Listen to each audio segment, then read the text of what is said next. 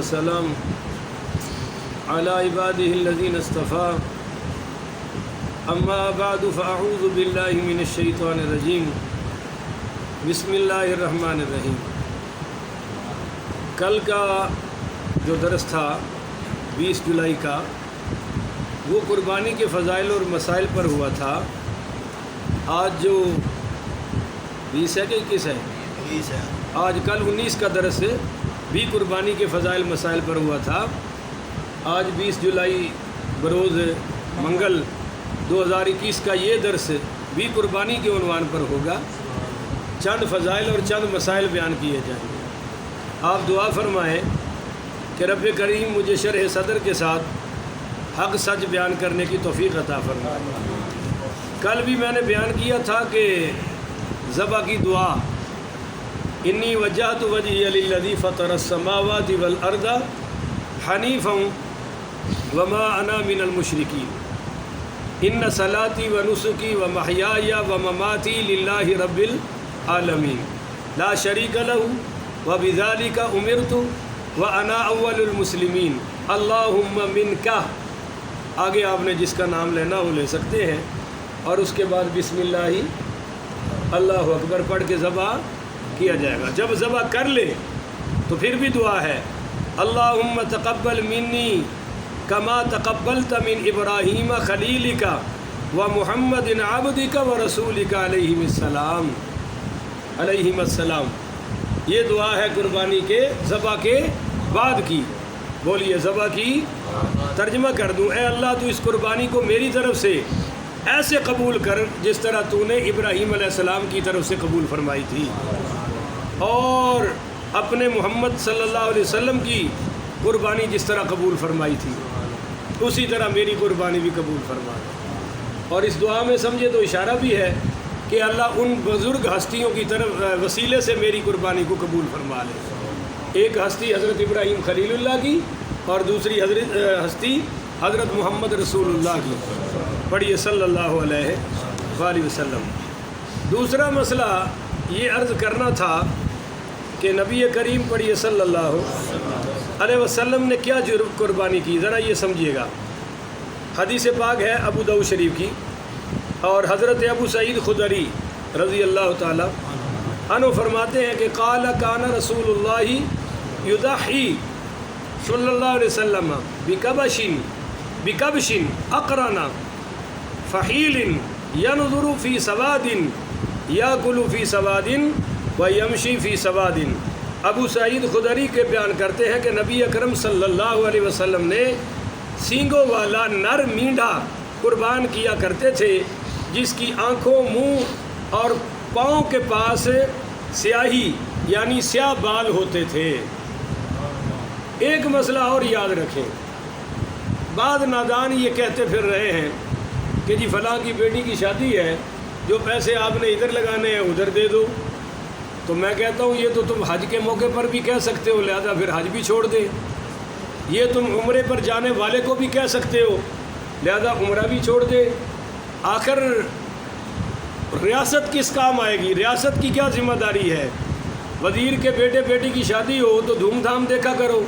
ان ظالموں سے کیوں نہیں کہتے ہو کہ وہ اپنی بچے بچیوں کی سادگی سے شادی کرے اور باقی پیسے بچا کر غریب کے بچوں اور بچیوں پر خرچ کر دے؟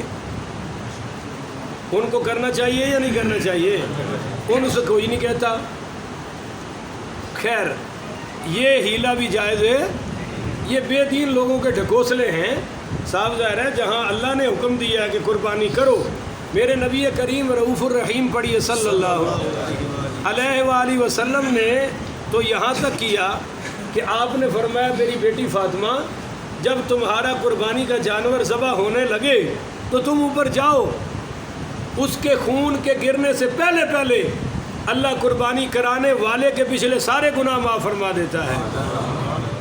تو حضرت سیدہ فاطمہ نے کہا، بخاری میں روایت آ رہی ہے، یہ بخاری میرے پاس پڑی ہے، کہ مولا علی فرماتے ہیں کہ ابو سعید خدری نے کہا کہ یا رسول اللہ، یہ فضیلت کہ جانور کے خون کا قطرہ زمین پر گرنے سے پہلے اللہ قربانی کرنے والے کے سارے گناہ معاف کر دیتا ہے، یہ فضیلت خاص آپ کی آل کے لیے ہے، اور سیدہ فاطمہ نے پوچھا بابا یہ میرے لیے ہے آپ کی آل کے لیے ہے؟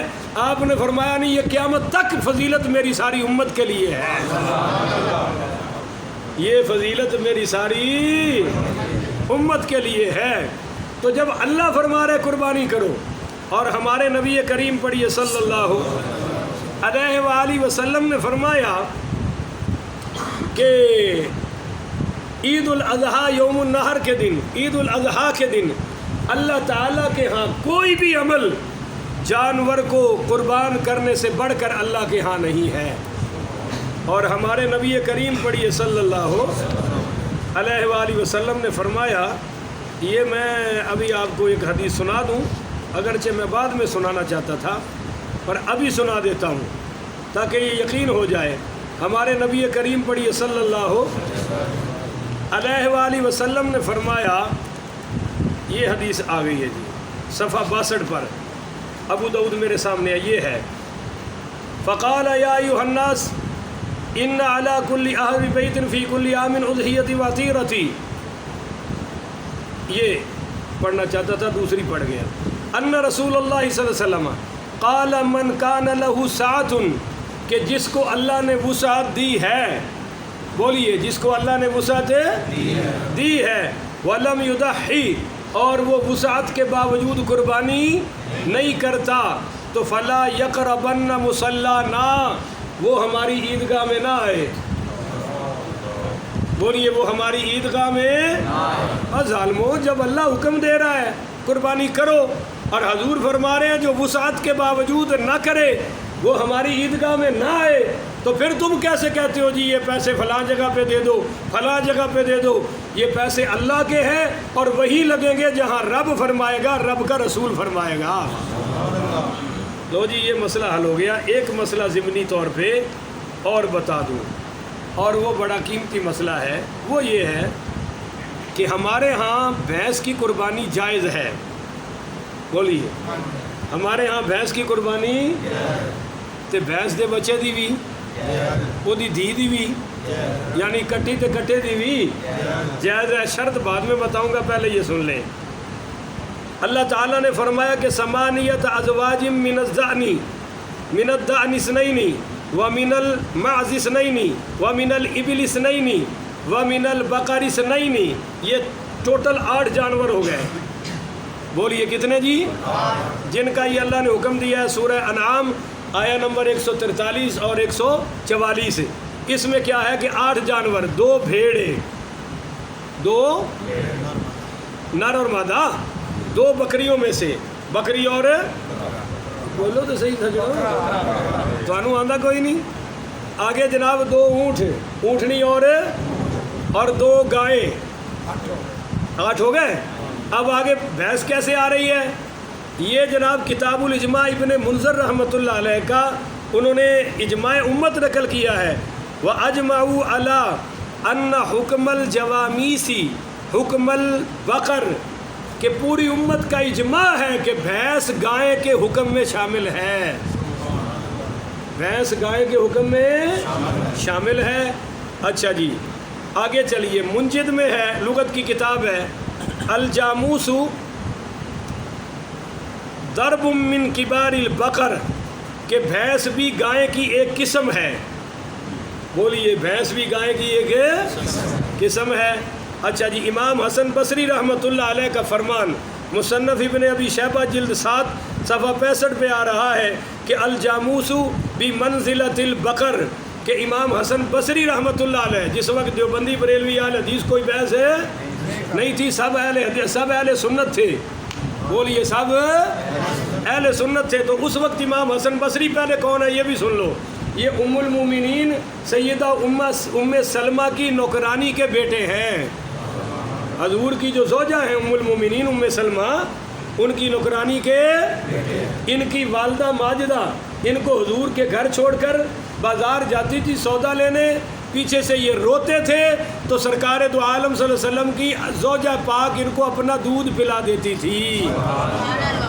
ہولی آئیے سبحان اللہ، وہ تو ہولی ہو گئی ہے، حال ہی کوئی نہیں، تھکے پہ نہیں بیچارے، بکرے پٹھے پاپ آگے ہیں، یہ امام حسن بصری فرما رہے ہیں کہ الجاموس بمنزلۃ البقر کہ جو بھینس ہے یہ گائے کے درجے میں ہے. بولو یہ کس کے درجے میں ہے جی؟ اچھا، امام مالک ابن انس مدنی رحمۃ اللہ علیہ کا قول حدیث کی کتاب موطا امام مالک میں ہے، صفحہ 294، انما ہی بقر کلہا کہ بھینس گائے کے حکم میں ہے. بولیے بھینس گائے کے. اچھا جی، اور ایک مقام پر یہی امام مالک ابن انس مدنی رحمۃ اللہ علیہ فرماتے ہیں، امام مالک موطا امام مالک میں، اور کہ الجوامیس والبقر سواء کہ گائے اور بھینس برابر ہیں. بولیے گائے اور بھینس. امام سفیان ثوری ان کا قول حدیث کی کتاب مصنف عبد الرزاق میں ہے، جلد 4 اور صفحہ 23 پر، کہ تحسب الجوامیس مع البقر کہ بھینسوں کو گائے کے ساتھ شمار کیا جائے گا. بولو بھینسوں کو گائے کے ساتھ شمار کیا جائے گا. تو یہ سارے دلائل آ گئے. ایک مسئلہ اور بتا دوں کہ